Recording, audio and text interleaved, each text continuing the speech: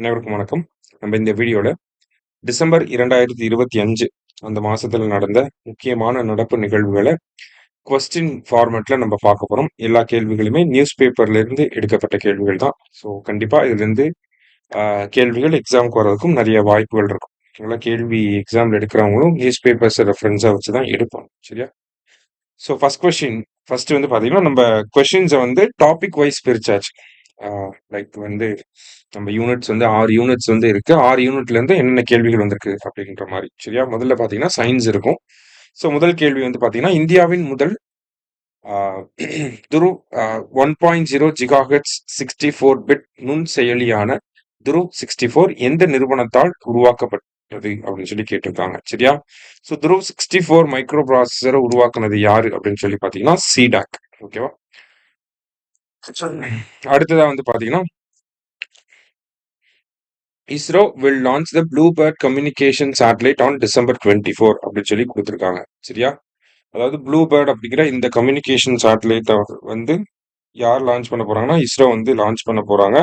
இது வந்து அ ம் யாருடைய சேட்டலைட் அப்படின்னு பார்த்தீங்கன்னா, அமெரிக்காவோட ஒரு நிறுவனத்தினுடைய சேட்டலைட். சரிங்களா?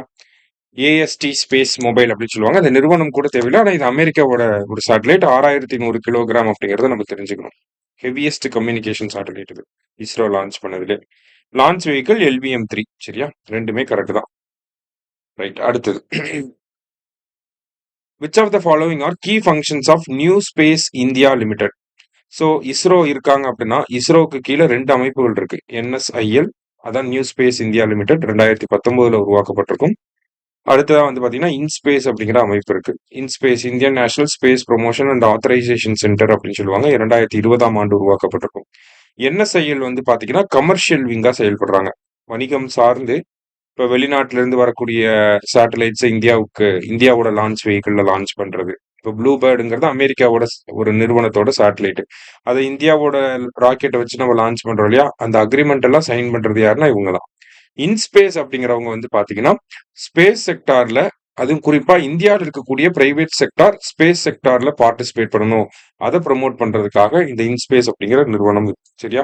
2மே இஸ்ரோவோட விங்கு. அதுல நியூ ஸ்பேஸ் இந்தியாவோட ஃபங்ஷன்ஸ் என்ன அப்படின்னா, PSLV production, SSLV manufacturing, launch services, satellite based services. ஓகேவா? இப்ப லான்ச் சர்வீஸ்க்கு கீழ தான் ப்ளூபேர்ட் கம்யூனிகேஷன் சேட்டலைட்ட நம்ம லான்ச் பண்ணிருக்கோம். அது இல்லாம சேட்டலைட் பேஸ்ட் சர்வீசஸ் நம்மளோட சேட்டலைட்ல இருந்து வரக்கூடிய தகவல்கள மத்த நாடுகளுக்கு பகிர்ந்தளிச்சு குடுக்கறது.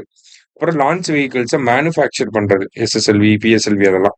4மே வரும். 1, 2, 3, 4 அப்படிங்கிறது தான் கரெக்ட் ஆன்சர். சரியா? அடுத்தது. The Mars Atmosphere and Volatile Evolution mission is a project of which space agency அப்படின்னு சொல்லி கேட்டிருக்காங்க. ஸோ மேவன் அப்படிங்கிற இந்த ப்ராஜெக்ட் யாரோடது அப்படின்னு சொல்லி கேட்டிருக்காங்க. மார்ஸ் ரிலேட்டடா ஒரு ப்ராஜெக்ட்னாலே அது நாசாவா தான் இருக்கும். ஸோ நாசா அப்படிங்கிறது தான் எப்பயுமே கரெக்ட் ஆன்சர். சரியா? அடுத்தது.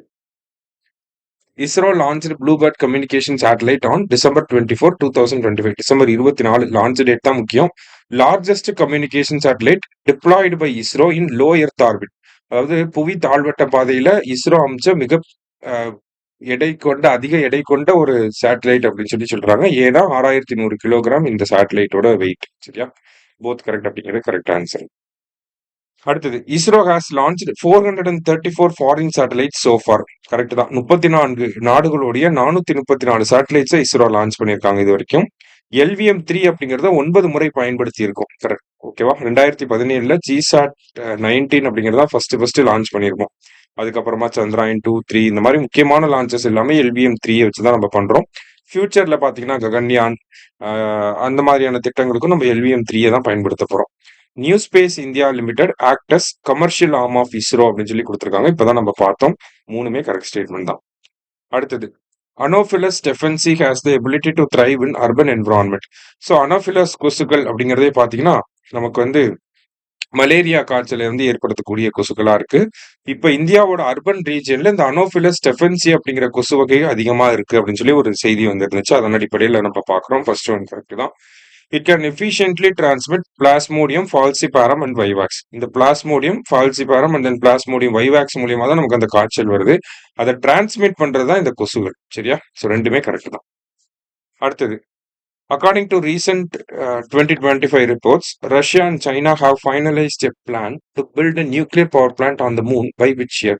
நிலவுல அணுமின் நிலையம் அப்படிங்கறத அமைக்க போறாங்க ரஷ்யாவும் சைனாவும் சேர்ந்து எந்த வருஷத்துக்குள்ளனா 2036. சரியா? அடுத்தது project Gaganyaan will be launched by LVM-3. இப்பதான் பார்த்தோம் பெரிய பெரிய லான்ச்சஸ், எடை அதிகமா இருக்கக்கூடிய லான்ச்சஸ்ல இவங்க தான் பண்றாங்க அப்படின்னு சொல்லி. ஸோ LVM-3 அப்படிங்கிறது ஆன்சர். அடுத்தது ISRO has so far launched 434 satellites from 34 countries. ரெண்டு ஸ்டேட்மெண்ட்டுமே நமக்கு கரெக்ட் தான். இப்பதான் நம்ம டிஸ்கஸ் பண்ணோம். ஸோ போத் கரெக்ட் அப்படிங்கிறதா கரெக்ட் ஆன்சர். அடுத்தது இதுல நம்ம இன்னொரு முக்கியமான விஷயம் என்ன தெரிஞ்சுக்கணும்னா, நமக்கு LVM-3 அப்படிங்கிறது ஹெவியான லான்ச்சஸ் எல்லாமே பண்ணுது அப்படின்னு சொல்லி பாக்குறோம். ஒரு லோ எர்த் ஆர்பிட்டா இருக்கு அப்படின்னா 8000 கிலோகிராம் எடை கொண்ட சேட்டலைட் வரைக்கும் இதனால எடுத்துட்டு போக முடியும். இதே ஜியோசிங்க்ரனஸ் டிரான்ஸ்ஃபர் ஆர்பிட்டா இருக்கு அப்படின்னா 4000 கிலோ எடை கொண்ட சேட்டலைட்டை இதனால எடுத்துட்டு போக முடியும். சரியா?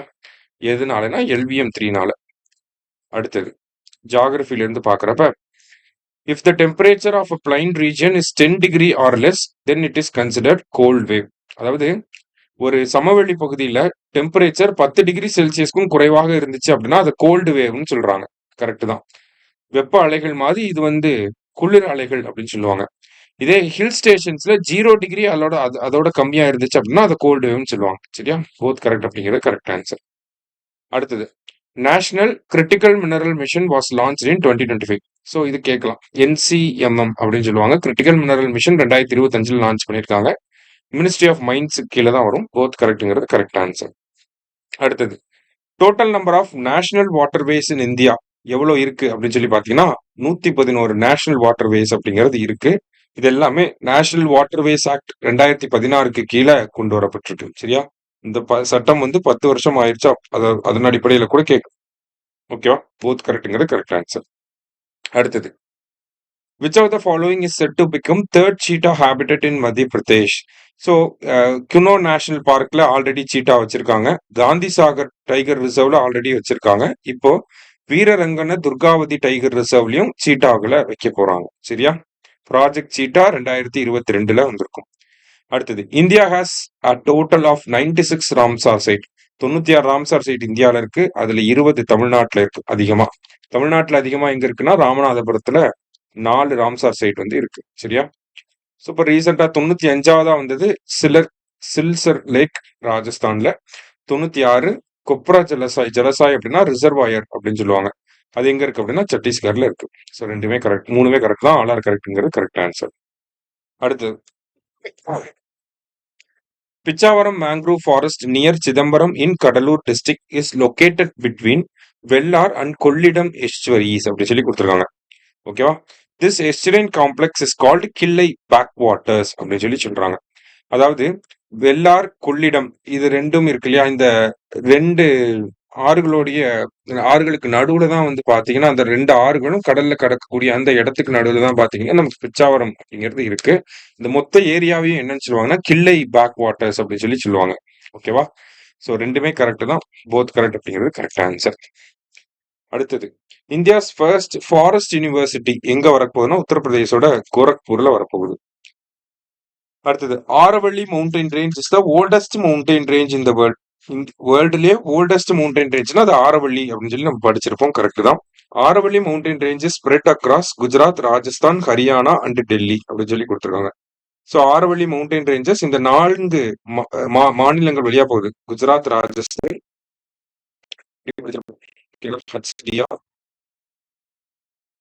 HDRG அப்படின்னு சொல்லி படிச்சிருக்கோம். ஹரியானா, டெல்லி, ராஜஸ்தான், குஜராத். ஓகேவா? ஸோ ரெண்டுமே கரெக்ட் தான். அடுத்தது ஆரவள்ளியோட முக்கியத்துவத்தை வச்சு கொடுத்துருக்காங்க. ஆரவள்ளியை பொறுத்த வரைக்கும் பாத்தீங்கன்னா they help forest eastward spread of Thar desert into Haryana, Rajasthan and western Uttar Pradesh. அதாவது தார் பாலைவனம், இதுதான் ஆரவள்ளி மலைத்தொடர்கள்னா தார் பாலைவனம் இப்படி இருக்கும். இந்த தார் பாலைவனம் ஈஸ்ட நோக்கி நகர விடாம தடுக்கிறது இதுதான் இந்த ஆரவள்ளி மலைத்தொடர்கள் தான். அதான் ஃபர்ஸ்ட் ஸ்டேட்மெண்ட்ல கொடுத்துருக்காங்க. கரெக்ட் தான்.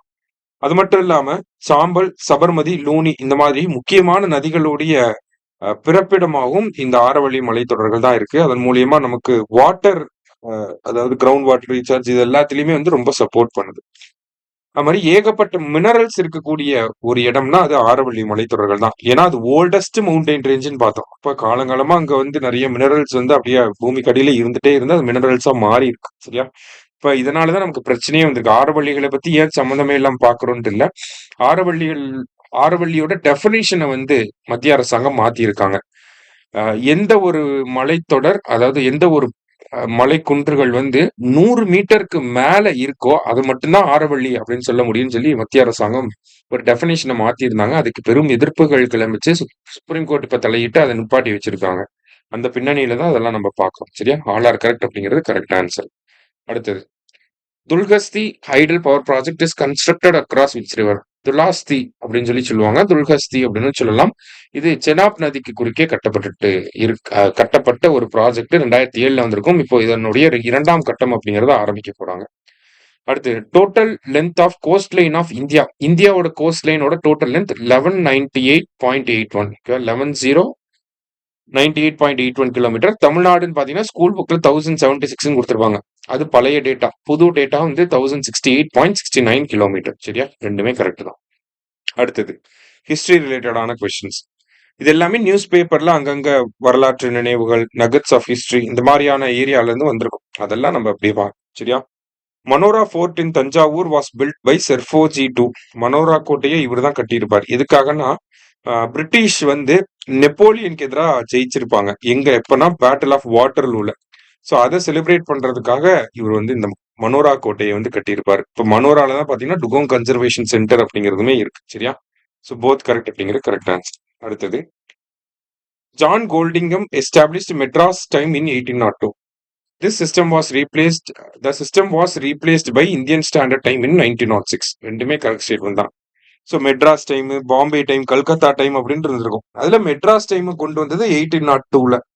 அதுக்கப்புறமா இந்தியன் ஸ்டாண்டர்ட் டைம் அப்படிங்கிறப்ப நம்ம பயன்படுத்துறோம் இல்லையா, அதை எஸ்டாப்ளிஷ் பண்ணது எப்படின்னா 1906ல வந்து வந்திருக்கும். சரிங்களா? ஸோ போத் கரெக்ட் அப்படிங்கிறது தான் கரெக்ட் ஆன்சர். அடுத்தது, Keechak Keechaka Vadham was south India's first silent film. Correct தான். Nataraja Mudaliar from Tamil Nadu directed the movie. ரெண்டுமே கரெக்ட் தான். இதெல்லாம் ஞாபகம் அப்படியே மனப்பாடம் பண்ணி. சரியா? அடுத்தது, in which session of Indian National Congress Vande Mataram was adopted as national song of Congress party அப்படின்னு சொல்லி கேட்டிருக்காங்க. காங்கிரஸ் கட்சியோட தேசிய பாடலா வந்தே மாதரம் எப்ப ஏற்றுக்கொள்ளப்பட்டுச்சுன்னா 1937 ஃபைஸ்பூர் செஷன்ல கொண்டு வந்திருப்பாங்க. சரியா? ஜவஹர்லால் நேரு தான் இப்ப சேர்பர்சனா இருந்திருப்பாரு. Gandhiji praised Vande Mataram songs role in national movement in Indian Opinion newspaper on December 2, 1905. Gandhiji south ஆப்பிரிக்கால இருக்கப்ப இந்தியன் ஒப்பீனியன் ஒரு பத்திரிகை எழுதியிருப்பாரு. அந்த பத்திரிகையில வந்தே மாதரத்தோட முக்கியத்துவத்தை பத்தி பேசியிருப்பார். ஏன்னா 1905 சுதேச இயக்கத்தப்பதான் இந்த வந்தே மாதரம் அப்படிங்கிறது இந்தியா ஃபுல்லா பிரபலம் ஆயிருக்கும் இல்லையா? சோ அதனால இந்தியன் ஒப்பீனியன் நியூஸ் பேப்பர்ல December 2, 1905 அதை பத்தி பேசியிருப்பாரு. He opined that Vande Mataram should be made national anthem. அவரோட ஒப்பீனியன் படி பாத்தீங்கன்னா வந்தே மாதரத்தை நேஷனல் ஆந்தமா கொண்டு வந்திருக்கணும் அப்படின்னு சொல்லி சொல்லியிருப்பார். ரெண்டுமே கரெக்ட் தான். போத் கரெக்ட்ங்கிறது கரெக்ட் ஆன்சர். அடுத்தது, த ஃபேமஸ் சாரே ஜகான் சே அச்சா சாங் வாஸ் ரிட்டன் பை. புகழ்பெற்ற இந்த பாடலை எழுதினது யார் அப்படின்னா முகமது இக்பால். ஏன்னா இந்தியாவோட நேஷனல் ஆந்தமா எதை கொண்டு வரலாம் அப்படின்னு சொல்லி பாக்குறப்ப வந்தே மாதரம், சாரே ஜகான் சே அச்சா, ஜனகணமன் 3 பாடல் தான் இருந்திருக்கும். அதுல சாரே ஜகான் சே அச்சா அப்படிங்கிறது எல்லாருனாலும் ஏற்றுக்கொள்ளக்கூடிய ஒரு பாடல். எந்த ஒரு மத பிரிவினையும் இல்லாம எல்லா இந்தியர்களும் பாடக்கூடிய பாடலாக இருந்துச்சு. இருந்தாலும் அந்த பாட்டை எழுதின முகமது இக்பால் இந்தியாவோட பிரிவினை அப்ப பாகிஸ்தானுக்கு போயிடுவார். அப்ப பாகிஸ்தானியர் எழுதின ஒரு பாடல் இந்தியாவோட தேசிய கீதமாக இருக்க முடியுமா அப்படின்னு ஒரு பெரிய எதிர்ப்பு இருந்தனால இந்த பாட்டை நம்ம வைக்கல. வந்தே மாதரம் பாடல்லையும் முதல் 2 பேராகிராஃப் தான் எல்லா இந்தியர்களுக்கும் பொருத்துற மாதிரி இருக்கும். மத்த ஏரியா எல்லாமே பாத்தீங்கன்னா இந்து கடவுள்கள் அதிகமா வரனால அந்த பாட்டை வந்து நம்ம நேஷனல் சாங்கா கொண்டு வந்துட்டோம். அதனால ஜனகணமன அப்படிங்கறத நேஷனல் ஆந்தமா வச்சிருக்கோம். சரிங்களா? வேற வழி இல்லாம. ரைட். அடுத்தது, the Mutharaiyar dynasty ruled the central regions of Tamil Nadu between 7th and 9th centuries அப்படின்னு சொல்லி கொடுத்திருக்காங்க. Perumbidugu Mutharaiyar two also known as Swaran Maran was one of the famous rulers of this dynasty. அவரோட கேபிட்டல் வந்து திருச்சி. இவர் ரிலேட்டடா ஒரு போஸ்டேஜ் ஸ்டாம்ப் வந்து நம்ம துணை குடியரசுத் தலைவர் வெளியிட்டிருப்பார். பெரும்பிடுகு முத்தரையர் பெயர்ல. சரிங்களா? அவரோட பேர் தான் ஸ்வரன் மாறன். அவர் பேர்ல ஒரு ஸ்டாம்ப் வெளியிட்டிருப்பாங்க. அதனால அவர பத்தி பார்க்குறோம். திருச்சி கேபிட்டலா இருந்து ஒரு 7ஆம் நூற்றாண்டு, 9ஆம் நூற்றாண்டு வரைக்கும் ஆண்ட வம்சம் தான் அவங்க. சரியா? ஆல் ஆர் கரெக்ட் அப்படிங்கிறது தான் கரெக்ட் ஆன்சர். அடுத்தது, the slogan "Inquilab Zindabad" was coined by. Inquilab Zindabad அப்படின்றது வந்து கம்யூனிஸ்டுகளோட நம்ம ஒப்பிட்டு பார்க்கிறோம். கம்யூனிஸ்ட் கட்சி வந்து பாத்தீங்கன்னா 1925ஆம் ஆண்டு உருவாக்கப்பட்ட ஒரு கட்சி. அது தொடர்பா வந்த ஒரு செய்தியில இந்த இன்குலாப் ஜிந்தாபாத் அப்படிங்கிற இந்த வார்த்தைய யார் வந்து காயின் பண்ணியிருப்பாங்க அப்படின்னா மௌலானா ஹஸ்ரத் மோஹானி அப்படிங்கிறவர் காயின் பண்ணியிருப்பாரு அப்படின்னு சொல்லி செய்தி வந்துருந்துச்சு. எப்போ கம்யூனிஸ்ட் பார்ட்டி எஸ்டாப்ளிஷ் பண்றாங்கன்னா கான்பூர்ல 26/12/1925 எஸ்டாப்ளிஷ் பண்ணியிருப்பாங்க. அடுத்தது, office of governor is named as Lok Pawan.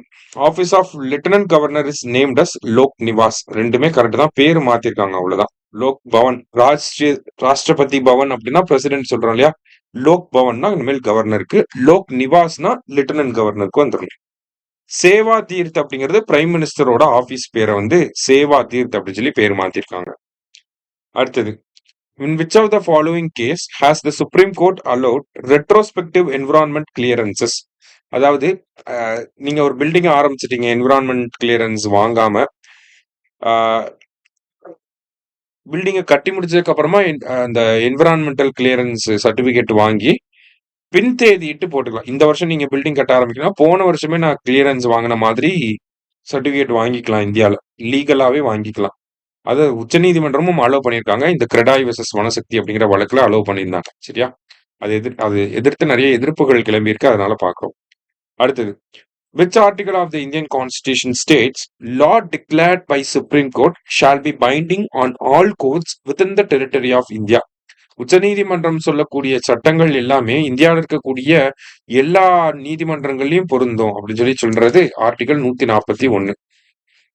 அடுத்தது, the original constitution does not refer to national song or national anthem அப்படின்னு சொல்லி கொடுத்திருக்காங்க. கரெக்ட் தான். கான்ஸ்டிடியூஷன் ஒரிஜினலா வர்றப்ப நமக்கு நேஷனல் சாங், நேஷனல் ஆந்தம் பத்தி எல்லாம் பேசியிருக்க மாட்டாங்க. It was added in 42nd Constitutional Amendment Act 1976 under Article 51A, which states to abide by Constitution and respect its ideals and institutions, national flag and national anthem அப்படின்னு சொல்லி கொடுத்திருக்காங்க.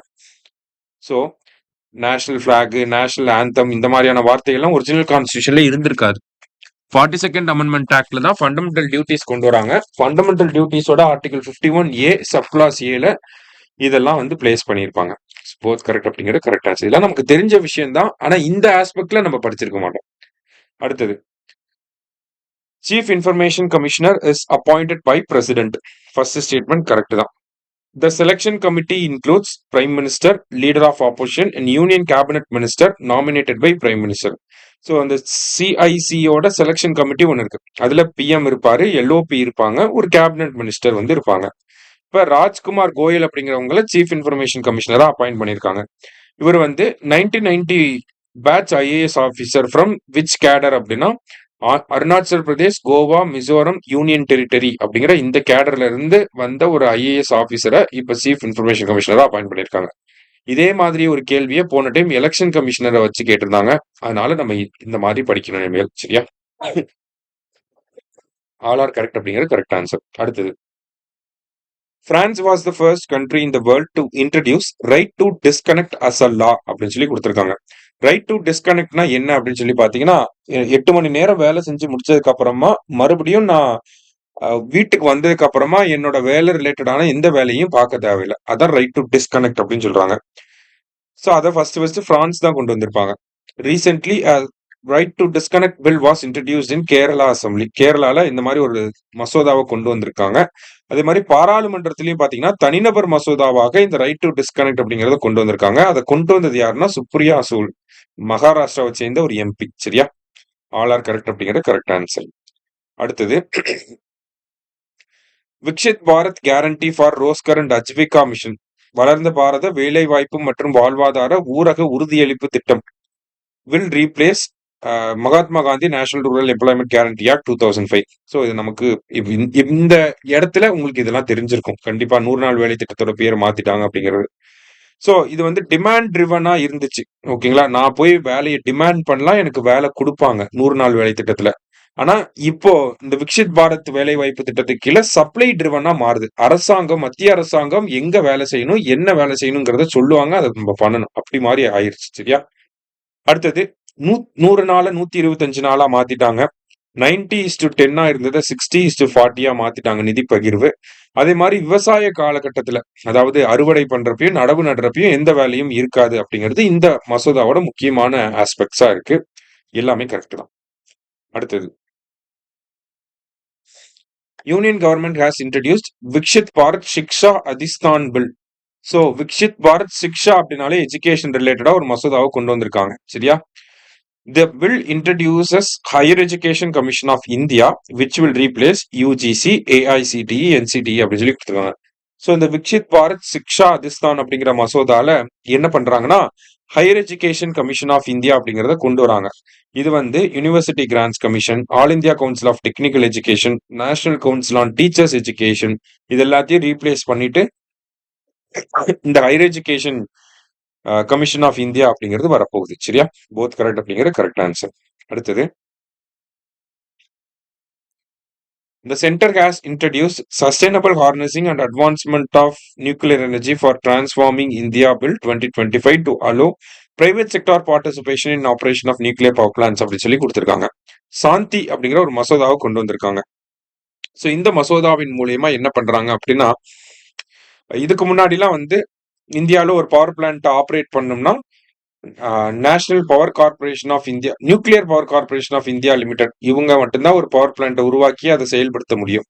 ஆனா இப்ப private செக்டாரும் பண்ண முடியும். அதுக்காக தான் இந்த மசோதாவை கொண்டு வந்திருக்காங்க.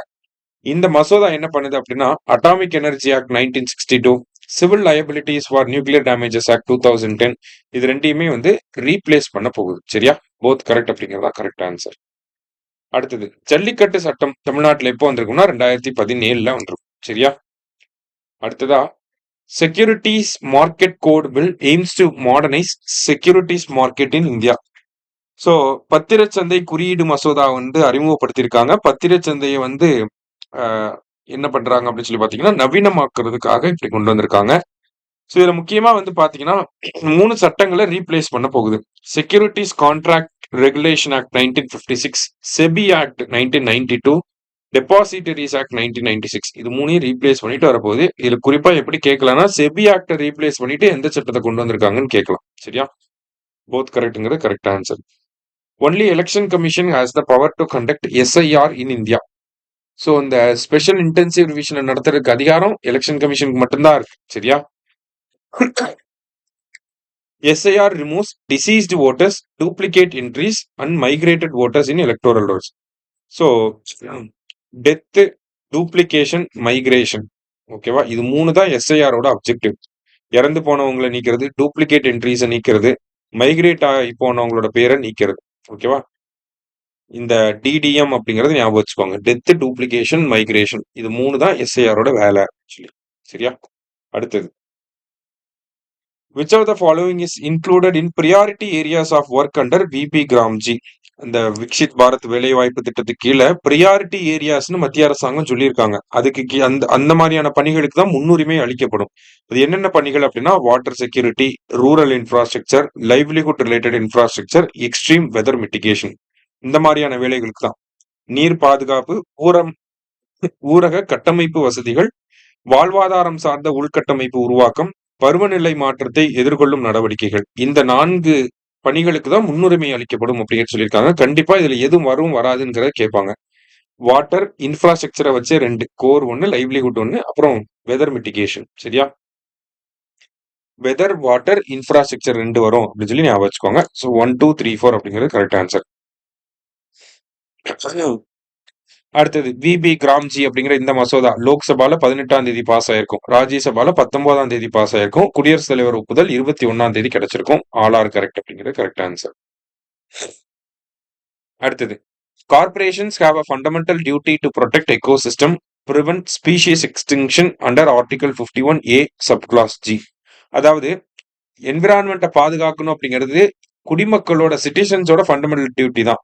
அதே மாதிரி பாத்தீங்கன்னா நிறுவனங்கள் ஆர்கனைசேஷன்ஸ்லாம் இருக்காங்க இல்லையா, அவங்களோட ஃபண்டமெண்டல் டியூட்டி கீழேயும் இது வரும் அப்படிங்கறத சொல்லியிருக்காங்க. இந்த ஆர்டிகல் 51 AG அப்படிங்கிறது தனிநபர்களுக்கு மட்டும் அல்ல, நிறுவனங்களுக்கும் பொருந்தும் அப்படிங்கறத சொல்லியிருக்காங்க. அதான் இந்த ஸ்டேட்மெண்டோட மீனிங். இது எந்த வழக்குல சொல்லியிருக்காங்க அப்படின்னா, M.K. ரஞ்சித் சிங் அப்படிங்கிற இந்த கேஸ்ல வந்து சொல்லியிருக்காங்க. சரியா? ரெண்டுமே கரெக்ட் ஸ்டேட்மெண்ட் தான். அடுத்தது கார்ப்பரேட் சோஷியல் ரெஸ்பான்சிபிலிட்டி, CSR அப்படின்னு சொல்லி சொல்லுவாங்க. ஓகேவா? ஸோ அந்த CSR அப்படிங்கிறது எந்த சட்டத்துக்கு கீழே வரும்னா கம்பெனிஸ் ஆக்டுக்கு கீழே வரும், 2013.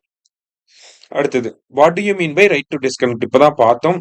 Right of employees to not engage in work related communication beyond work hours.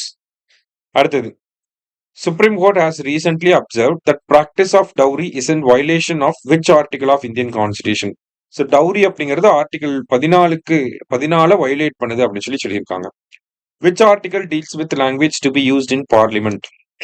பார்லிமெண்ட்ல சொந்த மொழியில பேசணும்னா ஆர்டிகல் 120 பயன்படுத்தும். அடுத்தது president of India has release the translation of constitution of India in which language அப்படின்னு சொல்லி கேட்டிருக்காங்க. சாந்தலி மொழியில கான்ஸ்டிடியூஷனை டிரான்ஸ்லேட் பண்ணதை பிரசிடென்ட் ரிலீஸ் பண்ணியிருக்காங்க. பிரசிடென்ட் கூட அதே ட்ரைபை சேர்ந்தவங்க தான். அடுத்தது PM யுவா 3.0 எந்த மினிஸ்ட்ரிக்கு கீழே வருதுன்னா எஜுகேஷன் மினிஸ்ட்ரிக்கு கீழே வருது. சரிங்களா? இந்த யுவா அப்படிங்கிற திட்டம் புக் ரைட்டிங் அப்படிங்கிற இந்த ஹேபிட்டை ப்ரொமோட் பண்றதுக்காக, யங் ஆத்தர்ஸ் ப்ரொமோட் பண்றதுக்காக இந்த திட்டம் வந்து இருக்கு. சரியா? அது இண்டஸ் வாட்டர் ட்ரீட்டி எப்போனா 1960.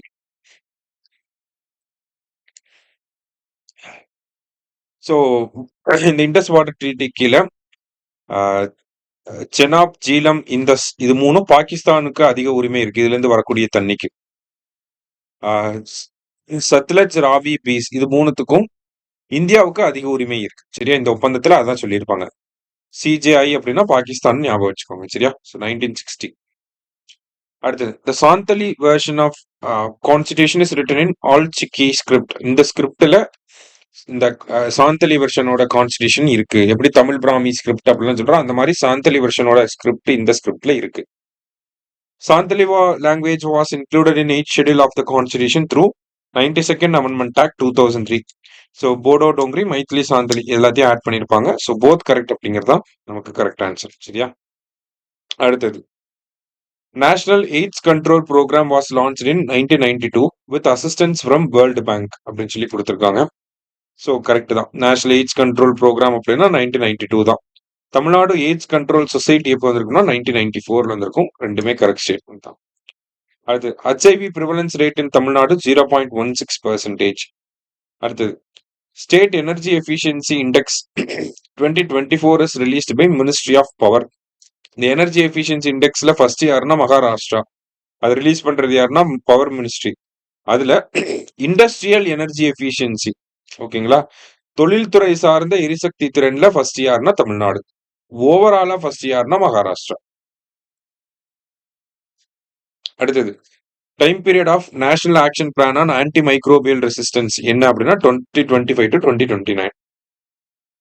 அடுத்தது what is the objective of Sanchar Saathi app?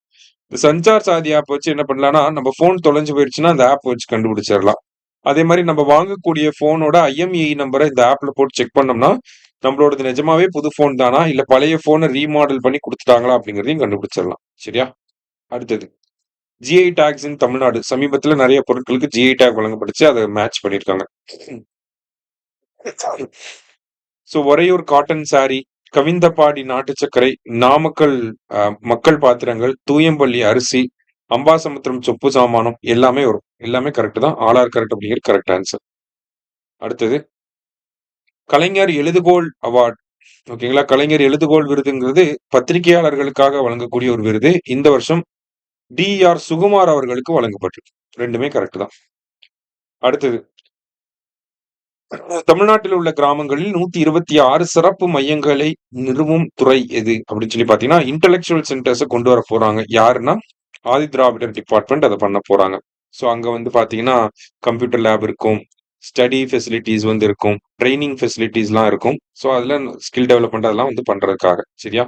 ஆதி திராவிடர்கள் அதிகமாக இருக்கக்கூடிய, பழங்குடியினர்கள் அதிகமாக இருக்கக்கூடிய கிராமங்கள்ல கொண்டு வர போறாங்க. அடுத்தது India receives highest FDI from which country? வெளிநாட்டு முதலீடு அதிகமா வர்றது நமக்கு சிங்கப்பூர் இருந்து தான் வருது. தொடர்ச்சியா சிங்கப்பூர் தான் ஃபர்ஸ்ட் இருக்காங்க. அதுல எந்த மாநிலத்துக்கு அதிகமா வெளிநாட்டு முதலீடு அதிகமா வருது, அந்நிய நேரடி முதலீடு அப்படின்னா மகாராஷ்டிராவும். சரியா? Tamil Nadu has total of 74 GI tag. Correct தான். தமிழ்நாட்டுல தற்போதைய நிலவரப்படி 74 ஜிஐ டேக் இருக்கு. ஆனா இது அடிக்கடி மாறிக்கிட்டே தான் இருக்கும். டிசம்பர் மாத நிலவரப்படி 74. Tamil Nadu has received 41 agriculture related GI tags in past 4 years. கடந்த 4 வருஷத்துல 41 அக்ரிகல்ச்சர் ரிலேட்டடான ப்ராடக்ட்ஸ்க்கு மட்டும் ஜிஐ டேக் கொடுத்திருக்காங்க. ரெண்டுமே கரெக்ட் தான். அடுத்தது, the average income of Indians per month 28,000, average income of Tamil Nadu per month 29,000. இதெல்லாம் பேசிக் டேட்டா பார்த்து வச்சுக்கோங்க. அடுத்தது, the repo rate is the interest rate at which a country's central bank lends money to commercial bank. So RBI மற்ற வங்கிகளுக்கு கடன் கொடுக்கக்கூடிய விகிதம் repo விகிதம் அப்படின்னு சொல்லுவோம். அது இப்போ 5.25% இருக்கு. ஓகேவா? Both correct. அடுத்தது, India's economic growth rate for financial year 25-26 as per RBI projection அப்படின்னு சொல்லி கேட்டிருக்காங்க. 7.3%. அடுத்து, the Sanchar Saathi mobile app and portal is an initiative of which government department? Department of டெலிகம்யூனிகேஷன்ஸ்க்கு கீழே வரும். ஓகேங்களா? ஸோ தொலைத்தொடர்பு துறை அப்படின்னு சொல்லுவாங்க. அவங்களுக்கு கீழே தான் இருக்கு இதெல்லாம். அடுத்தது, the village knowledge centers will be managed by TADCO அப்படின்னு சொல்லி கொடுத்துருக்காங்க. ஸோ வில்லேஜ் நாலேஜ் சென்டர்ஸ் அப்படிங்கிறதா நமக்கு அந்த இன்டெலெக்சுவல் சென்டர்ஸ் அப்படின்னு சொல்லி பார்த்தோம்ல, அதுதான் இதை இங்க கொடுத்துருக்காங்க. அடுத்ததா வந்து பாத்தீங்கன்னா, the village knowledge centers are established under NABARD rural infrastructure development fund அப்படின்னு சொல்லி கொடுத்துருக்காங்க. சரியா? ஆர்ஐடிஎஃப் அப்படின்னு சொல்லி ஒரு ஃபண்டு நபார்ட் கிட்ட இருக்கு. அந்த ஃபண்டிங்கை யூஸ் பண்ணி இந்த வில்லேஜ் நாலேஜ் சென்டர்ஸை எஸ்டாப்ளிஷ் பண்றாங்க. அதை மேனேஜ் பண்றது யாருன்னா டாட்கோ. சரியா? ரெண்டுமே கரெக்ட் தான். அடுத்தது, 4th Tamil Nadu rising summit. First summit தூத்துக்குடியில் நடந்திருக்கும். Second Hosur, third Coimbatore, 4th வந்து மதுரை. சரியா? அடுத்தது, chief minister presented social harmony awards to 10 village panchayat. Village பஞ்சாயத்துக்கு இந்த சமூக நல்லிணக்க விருது வழங்க போவோம் அப்படின்னு சொல்லி பட்ஜெட்ல சொல்லியிருந்தாங்க. அதன்படி 10 வில்லேஜ் பஞ்சாயத்து கொடுத்திருக்காங்க. அதுக்கு 1 கோடி ரூபாய் பிரைஸ் மணி அப்படிங்கிறதையும் கொடுத்திருக்காங்க. சரியா? போத் கரெக்ட்ங்கிறது கரெக்ட் ஆன்சர். அடுத்தது, Tamil Nadu has signed an agreement with which country to establish off shore wind farms அப்படின்னு சொல்லி கேட்டிருக்காங்க. ஸோ ஆஃப் ஷோர் விண்ட் ஃபார்ம்னாலே டென்மார்க் தான் அதுல வந்து பெரிய வல்லமை பெற்ற நாடு. அதனால அவங்களோட நம்ம அக்ரிமெண்ட் போட்டுரும். சரியா? அடுத்தது, கலைஞர் மகளிர் உரிமை தொகை திட்டம் எக்ஸ்பான்ஷன் விரிவாக்கம் எந்த அன்னைக்கு லான்ச் பண்றாங்கன்னா டிசம்பர் 12, 2025 லான்ச் பண்றாங்க. சரியா? அடுத்தது, Tamil Nadu recorded 16% growth in terms of GSTP அப்படின்னு சொல்லி கொடுத்திருக்காங்க. கரெக்ட் தான். The state GSTP of Tamil Nadu in financial year 2024-25 is 31.18 lakh crore அப்படின்னு சொல்லி கொடுத்திருக்காங்க. அதுக்கு முந்தின வருஷம் பாத்தீங்கன்னா 26 லட்சம் கோடியாக இருந்துச்சு. இப்போ 31 லட்சம் கோடியாக இருக்கு. ஸோ அது அந்த ஒரு growth தான் 16% வளர்ச்சி அப்படின்னு சொல்லி சொல்றாங்க. Tamil Nadu rank second in terms of GSDP after Maharashtra. மகாராஷ்டிராவுக்கு அடுத்தபடியா தமிழ்நாடு வந்து இருக்கு. ஓகேவா? மூணுமே கரெக்ட் தான். மூணுமே கரெக்ட். அடுத்தது, Telangana ranks first in India in terms of per capita income at 3.87 lakh. So per capita இன்கம்ல ஃபர்ஸ்ட் தெலுங்கானா, செகண்ட் கர்நாடகா, மூணாவது தமிழ்நாடு. தமிழ்நாடுனா 3.62 lakh. சரியா? ரெண்டுமே கரெக்ட் தான். அடுத்தது, Tamil Nadu aims to eliminate HIV AIDS by 2030. Correct தான். Tamil Nadu provides 1000 per month to children affected by HIV AIDS. HIV எய்ட்ஸ்னால பாதிக்கப்பட்ட குழந்தைகளுக்கு 1000 ரூபாய் உதவித்தொகை வழங்குறோம். ஸோ ரெண்டுமே கரெக்ட் தான். அடுத்தது, Tamil Nadu will provide cervical cancer vaccine to girl students in the age group of 9 to 14. 9லேருந்து 14 வயதுக்கு உட்பட்ட மாணவிகளுக்கு நம்ம இந்த செர்விக்கல் கேன்சர் வேக்சினை கொடுக்க போறோம். அதனுடைய முதல் கட்டம் அப்படிங்கிறது அரியலூர், பெரம்பலூர், திருவண்ணாமலை, தருமபுரி.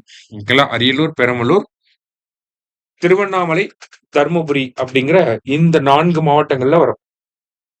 போத் கரெக்ட் அப்படிங்கிற கரெக்ட் ஆன்சர். அடுத்தது, எம்ஜிஎன் ரேகா 100 நாள்ல இருந்து 125 நாளா மாத்திருக்காங்க. அடுத்தது, Tamil Nadu will begin HPV vaccination programme for all school students in the age group of 9 to 14 அப்படின்னு சொல்லி கொடுத்துருக்காங்க. சரியா? ஸோ இதில் ஃபர்ஸ்ட் ஸ்டேட்மெண்ட் நமக்கு தப்பு. ஓகேவா? ஏன்னா Tamil Nadu will begin HP vaccination programme for all school ஸ்டூடெண்ட்ஸ்னு வராது. All girls students. ஓகேவா? கேர்ள்ஸ்க்கு மட்டும் தான் இத போட முடியும். பாய்ஸ்க்கு போட முடியாது. சரியா? அதனால ஃபர்ஸ்ட் ஸ்டேட்மெண்ட் தப்பு. Each child would receive 2 doses அப்படின்னு சொல்லி குடுத்துருக்காங்க. இது கரெக்ட் தான். ஓகேவா? So 2 only correct. First statement நமக்கு தப்பு. ஓகேவா? ஆப்ஷன் பி தான் நமக்கு சரியான ஆன்சர். அடுத்தது. Which of the following is the most dangerous strains of HPV causing cervical cancer அப்படின்னு சொல்லி கேட்டிருக்காங்க. ஹெச்பி 16, 18 தான் வந்து டேஞ்சரஸ் அப்படின்னு சொல்லி சொல்லுவாங்க. ஹெச்ஐவி ப்ரிவலன்ஸ் ரேட் நம்ம பார்த்தோம் 0.16%. Nambikkai Maiyam serves integrated counselling and testing centres for HIV.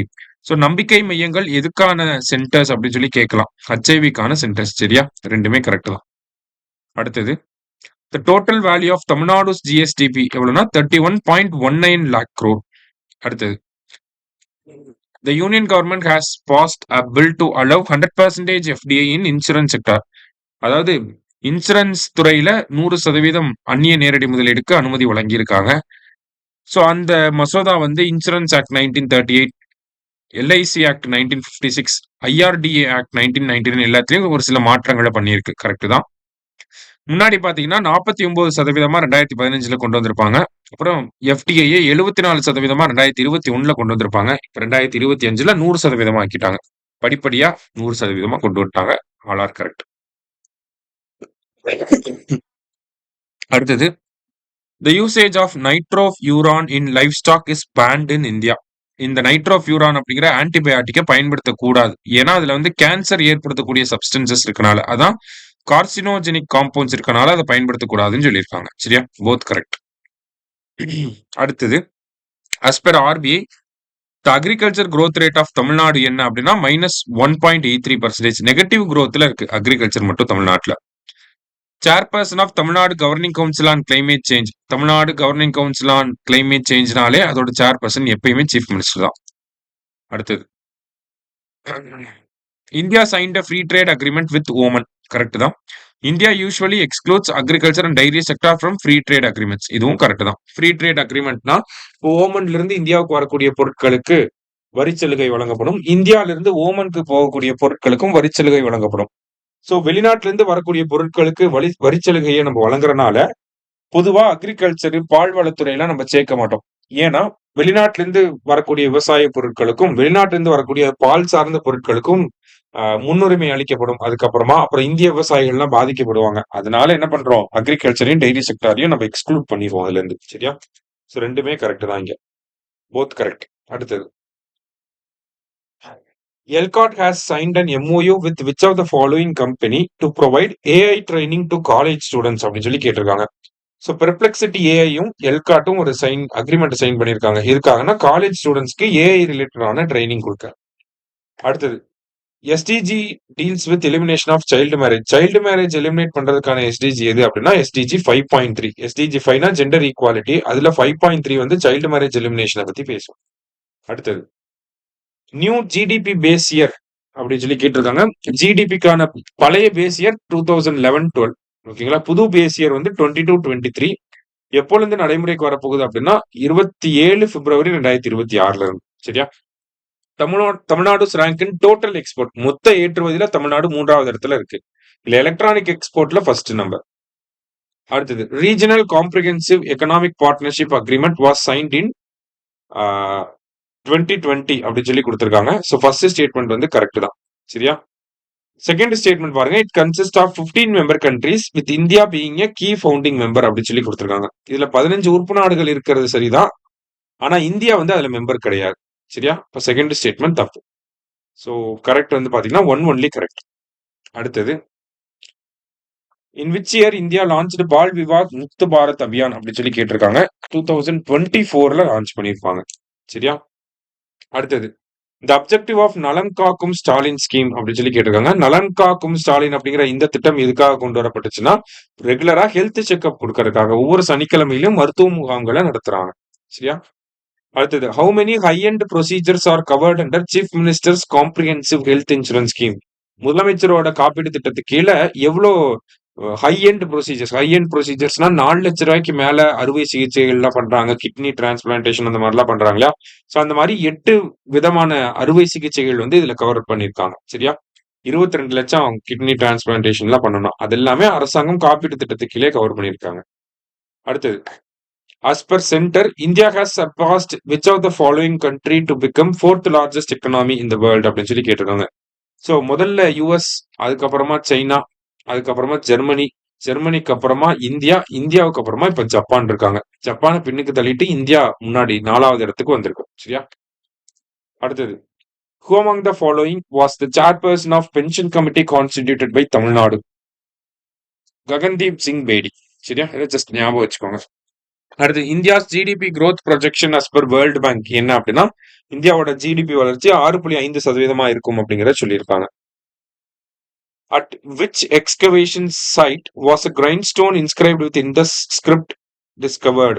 அதாவது தூத்துக்குடியில பட்டினமருதூர் அப்படிங்கிற பகுதியில ஒரு ஒரு கல் கிடைச்சிருக்கு. அதுல சிந்து சமவெளியில காணக்கூடிய எழுத்து வடிவங்கள் இங்கேயும் அந்த கல்லுலையும் கிடைச்சிருக்கு. சரியா? சாணைக்கல் அப்படின்னு சொல்லுவாங்க. அதான் கிரைண்ட் ஸ்டோன் அப்படின்னு சொல்லி கொடுத்திருக்காங்க.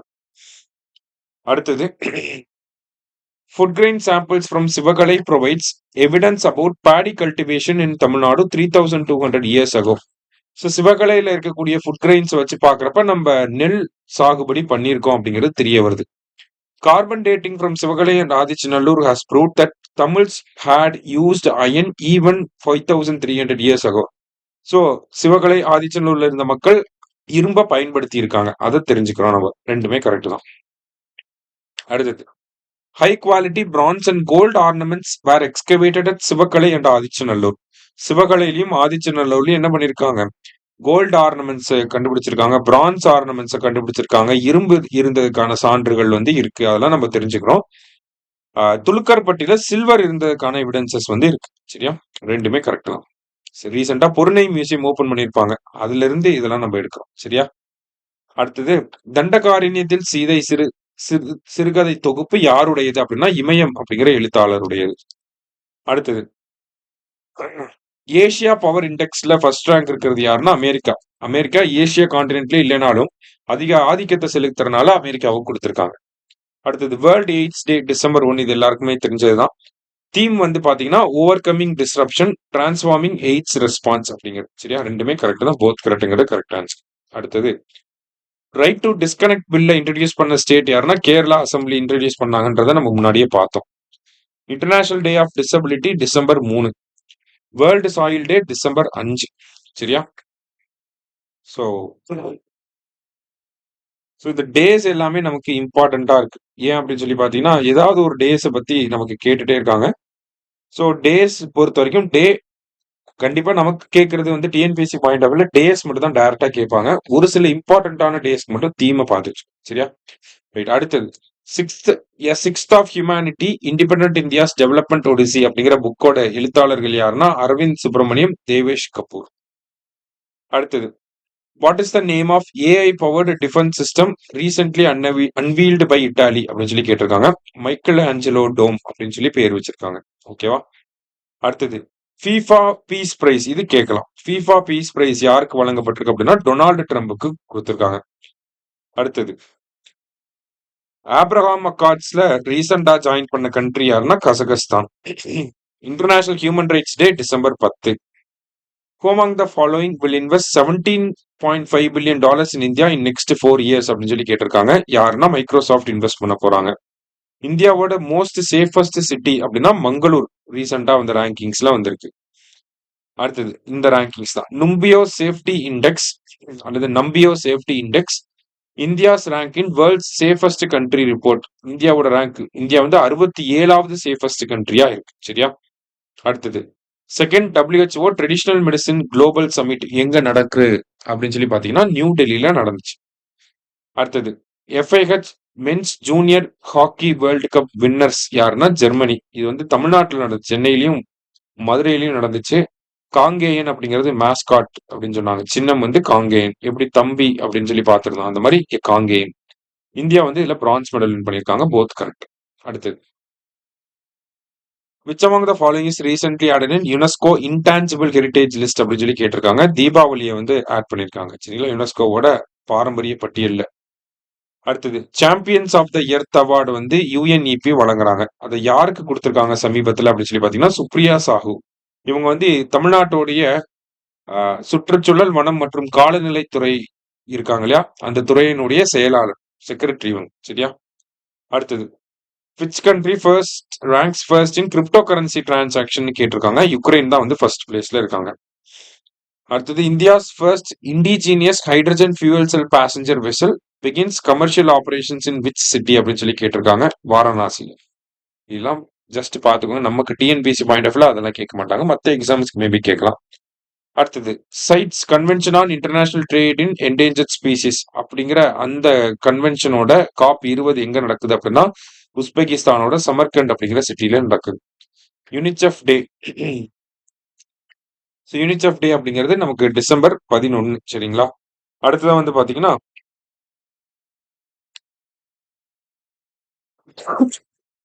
Ursula van der Leyen is ranked first in Forbes powerful women's list. Forbes நிறுவனத்தினுடைய இந்த பவர்ஃபுல் விமன் லிஸ்ட்ல உர்சுலா வாண்டர் லேயன் வந்து வந்திருக்காங்க, ஃபர்ஸ்ட் ரேங்க் எடுத்திருக்காங்க. நிர்மலா சீதாராமன் 28, ரோஷினி நாடார் மல்ஹோத்ரா HCL நிறுவனத்தை சேர்ந்தவங்க 81வது ரேங்க், கிரண் மசும்தார் ஷா 82. இவங்க வந்து ஒரு பயோஃபார்மா கம்பெனி அப்படிங்கிறத வச்சிருக்காங்க சரியா. போத் கரெக்ட்ங்கிறது கரெக்ட் ஆன்சர். அடுத்தது Tuvalu's first group of climate migrants has arrived in which country அப்படின்னு கேட்டிருக்காங்க. ஆஸ்திரேலியா. துவாலு அப்படிங்கிற ஒரு சின்ன தீவு நாடு. அங்க வந்து கிளைமேட் சேஞ்சினால அந்த நாடு அழியக்கூடிய நிலைமையில் இருக்கனால அங்க இருக்கக்கூடிய மக்கள்லாம் வந்து கிட்டத்தட்ட 10,000 மக்கள் தான் இருப்பாங்க. அதுல கொஞ்சம் பேர் இப்போ ஆஸ்திரேலியாவுக்கு வந்திருக்காங்க ஒரு அக்ரிமெண்ட்டுக்கு கீழே. Stanford AI vibrancy index India's rank in global AI rankings. AI ரேங்கிங்ஸ்ல இந்தியா 3வது இடத்துல இருக்கு. அடுத்து ranking given by IMF for India statistical data. இந்தியாவோட ஸ்டாட்டிஸ்டிக்கல் டேட்டா ரொம்ப புவரா இருக்கு அப்படின்னு சொல்லி IMF சி ரேங்க் வந்து கொடுத்திருக்காங்க. இருக்கிறதுலே கம்மி டிக்கு முன்னாடி சி சரியா. இந்தியா சி ரேங்க் வாங்கியிருக்கு. அடுத்து world's largest makhana producing state யாருன்னா பீகார். மக்கானா அப்படிங்கிற ஒரு சாப்பிடக்கூடிய பொருள் ஓகேங்களா. இன்டர்நேஷனல் மைக்ரன்ஸ் டே.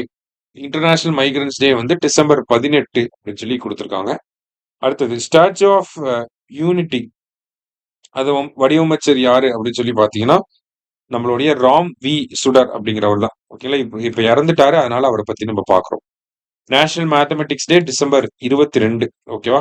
நேஷனல் மேத்தமெட்டிக்ஸ் டே அப்படிங்கிறது பாத்தீங்கன்னா நமக்கு வந்து ஒரு ராமானுஜன் இருக்கார் இல்லையா, அவருடைய பர்த் ஆனிவர்சரியை தான் நமக்கு நேஷனல் மேத்தமெட்டிக்ஸ் டே அப்படின்னு சொல்லி சொல்லுவோம்.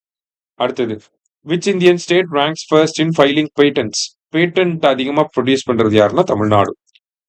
அடுத்த நியூக்ளியர் எனர்ஜி ரிலேட்டடான டிசாஸ்டர்ஸ். 3 மைல் ஐலாண்ட் டிசாஸ்டர் அமெரிக்காவில் நடந்துச்சு 1979ல. செர்னோபில் சோவியத் ரஷ்யால 1986ல நடந்திருக்கும். ஃபுகுஷிமா ஜப்பான் 2011ல நடந்திருக்கும் சரிங்களா. எல்லாமே வந்து பாத்தீங்கன்னா நமக்கு நியூக்ளியர் டிசாஸ்டர்ஸா இருக்கு ஓகேவா. அதுதான் வந்து இங்க கொடுத்திருக்காங்க. ஸோ ஏன்னா இந்த சாந்தி அப்படிங்கிற பில் இருந்துச்சு அது ரிலேட்டடா. ஸோ ஆல் ஆர் கரெக்ட் அப்படிங்கிறது கரெக்ட் ஆன்சர். அடுத்தது வேர்ல்டு மெடிடேஷன் டே December 21. Tamil Nadu first new generation next generation post office எங்கன்னா ஈரோட்ல வரப்போகுது. ஞானபீடா விருது 2024 யார் வாங்கியிருப்பாங்கன்னா வினோத்குமார் சுக்லா வாங்கியிருப்பாரு. ஆனா இப்ப சமீபத்துல இறந்துட்டார், அதனால கொடுத்திருக்காங்க. 11th ஹவர் அப்படிங்கிற ஷார்ட் ஸ்டோரி யாருடையது அப்படின்னு சொல்லி பாத்தீங்கன்னா சல்மான் ருஷ்டி அவருடையது. குட் கவர்னன்ஸ் டே அப்படின்னு பாத்தீங்கன்னா டிசம்பர் 20. குட் கவர்னன்ஸ் டே இந்தியாவில் வந்து பாத்தீங்கன்னா நம்மளுடைய அடல் பிகாரி வாஜ்பாய் இருக்கார் இல்லையா, அவருடைய பிறந்த நாள் தான் நம்ம குட் கவர்னன்ஸ் டேன்னு சொல்றோம். அப்ப டிசம்பர் 25. அடுத்தது which state is the host for inaugural Khelo India tribal games அப்படின்னு சொல்லி கேட்டிருக்காங்க. கேலோ இந்தியா ட்ரைபல் கேம்ஸ் சத்தீஸ்கர்ல நடக்க போகுது. Total number of petrol outlets, அதுல பெட்ரோல் நிலையங்கள் இருக்கிறதுல இந்தியா வந்து 3வது இடத்துல இருக்கு. ஃபர்ஸ்ட் அமெரிக்கா சைனாவுக்கு அப்புறமா இந்தியா 3வது இடத்துல இருக்கு. அடுத்தது பால் புரஸ்கார் விருது வழங்குறது யாருன்னா பிரசிடென்ட் தான் வழங்குவாங்க. எத்தனை பேருக்கு கொடுத்திருக்காங்கன்னா 20 பேருக்கு கொடுத்திருக்காங்க. இப்பதான் நம்ம பார்த்தோம் குட் கவர்னன்ஸ் டே யாரோட பர்த்டே அப்படின்னு சொல்லி பாத்தீங்கன்னா அடல் பிகாரி வாஜ்பாயோட பர்த்டே டிசம்பர் 25. அடுத்தது national consumer rights day December 24. So national consumer rights டேன்னு படிக்கிறப்ப இன்டர்நேஷனல் கன்சியூமர் ரைட்ஸ் டேவையும் நம்ம படிச்சிடணும். அது வந்து 15 மார்ச்ல வரும் சரிங்களா. 15th மார்ச் வந்து international consumer rights day. So முதல்ல ஒரு குடியரசுத் தலைவர் நீர்மூழ்கி கப்பல்ல பயணிச்சது ஏபிஜே அப்துல் கலாம். அவர் இந்த சிந்து ரக்ஷக் அப்படிங்கிற கப்பல்ல பயணிச்சிருப்பாரு. அதுக்கப்புறமா பிரசிடென்ட் திரௌபதி முர்மு இப்ப ஐஎன்எஸ் பக்ஷீர் அப்படிங்கிற நீர்மூழ்கி கப்பல்ல பயணம் பண்ணியிருக்காங்க. International day international day of epidemic preparedness அது வந்து எப்போ அப்படின்னு சொல்லி பாத்தீங்கன்னா டிசம்பர் 27. சரியா? அடுத்தது Indian navies stitched sailing vessel அதோட பேர் என்ன அப்படின்னா ஐஎன்எஸ்வி கௌதன்யா அப்படின்னு சொல்லி பேர் வச்சிருக்காங்க. ஸ்டிச்டு செயிலிங் வெசல்னா இந்தியாவோட கப்பல்கள் 4ஆம் நூற்றாண்டு 5ஆம் நூற்றாண்டுல எப்படி இருக்குமோ ஒரு பெரிய அளவு டெக்னாலஜி எல்லாம் இருக்காது. போல்ட் நட்டு எதுவுமே இருக்காது. அப்படியே கட்டி கட்டி கட்டி அந்த கட்டைகளை கட்டி கட்டி உருவாக்கியிருப்பாங்க. அதே மாதிரியான ஒரு கப்பலை இந்தியாவோட நேவி உருவாக்கியிருக்காங்க. அது பேர் தான் ஐஎன்எஸ்வி கௌதன்யா அப்படின்னு சொல்லி சொல்றாங்க. சரியா? சோ அதனுடைய ஃபர்ஸ்ட் வாயேஜ் வந்து பாத்தீங்கன்னா போர்பந்தர்ல இருந்து மஸ்கட் வரைக்கும் இருக்கு. சரியா? அடுத்து வீர் பால் திவாஸ் அப்படிங்கிறது டிசம்பர் 26. ஸோ லாஸ்டா வந்து பாத்தீங்கன்னா துருவ் என்ஜி ஹெலிகாப்டர் அப்படிங்கறத டிசைன் பண்ணது யாருன்னா ஹிந்துஸ்தான் ஏரோநாட்டிக்ஸ் லிமிடெட் இவங்க தான் டிசைன் பண்ணியிருக்காங்க. சரியா? ஸோ நம்ம கிட்டத்தட்ட ஒரு 150 கேள்விகள் டிசம்பர் மந்த்ல இருந்து வந்த நியூஸ் பேப்பர் ஆர்டிகல்ஸ் எல்லாத்தையுமே பேஸ் பண்ணி நம்ம பார்த்துருக்கோம். ஸோ இதை ஒரு டைம் நீங்க நல்லா ரிவைஸ் பண்ணிட்டு போனாலே போதும். சரிங்களா? ஈஸியா கவர் பண்ணிடலாம்.